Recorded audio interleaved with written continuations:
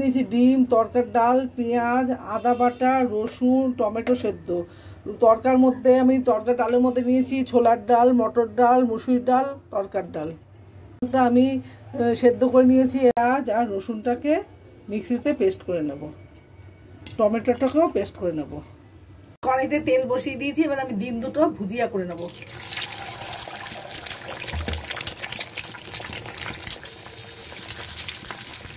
এবার ডিমের মধ্যে একটু নুন দিয়ে দিলাম,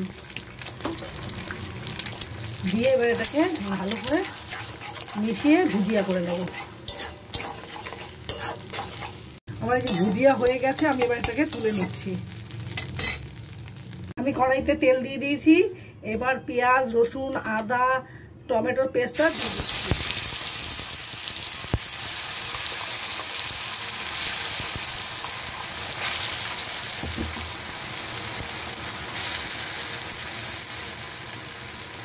ভালো করে এটাকে আমি কষিয়ে নেবো তেলের সাথে।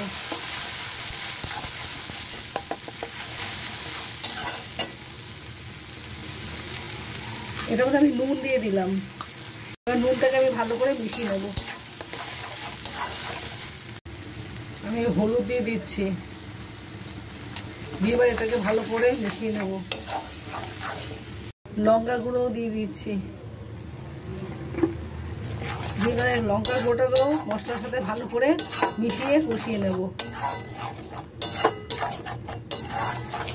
এই দিয়ে দিচ্ছি একটু মিট মশলা, যে মিট মশলা একটুখানি দিয়ে দিচ্ছি, 1 চামচ মতন মিট মশলা দিয়ে দিলাম। মিট মশলাটা ভালো করে মশলার সাথে কষিয়ে নেব। যা মশলাটা কষানো হয়ে গেছে, তেলও ছেড়ে গেছে, আমি এবার তরকাটা দিয়ে দেবো।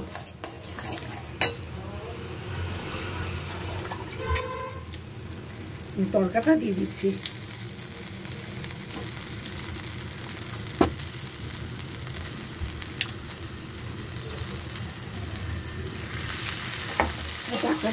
ডালটা মশলার সাথে ভালো করে মিশিয়ে কষিয়ে নেব।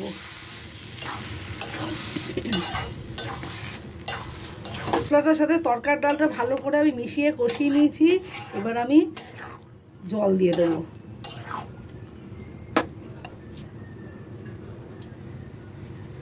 জল দিয়ে দিচ্ছি।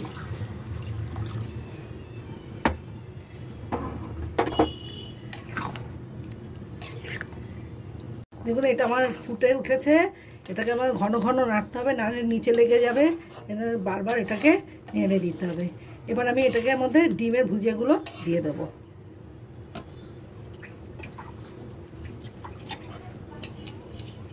এই ডিমের ভুজিয়াগুলো আমি দিয়ে দিচ্ছি।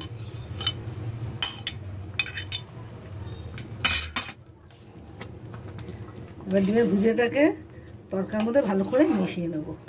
আমি 1/2 চামচ চিনি দিয়ে দিলাম, আপনারা আপনাদের স্বাদ অনুযায়ী মিষ্টি দিয়ে দেবেন। একটু কসুরি মেথিও দিয়ে দিচ্ছি, দিয়ে এবার এটাকে ভালো করে মিশিয়ে নেব।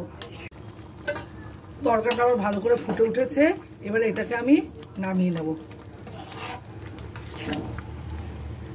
রেডি হয়ে গেছে তরকা। লুচি, পরোটা, রুটির সাথে খেতে খুব ভালো লাগবে। এইভাবে আপনারা রান্না করে খেয়ে আমাকে কমেন্ট বক্সে কমেন্ট করে জানাবেন।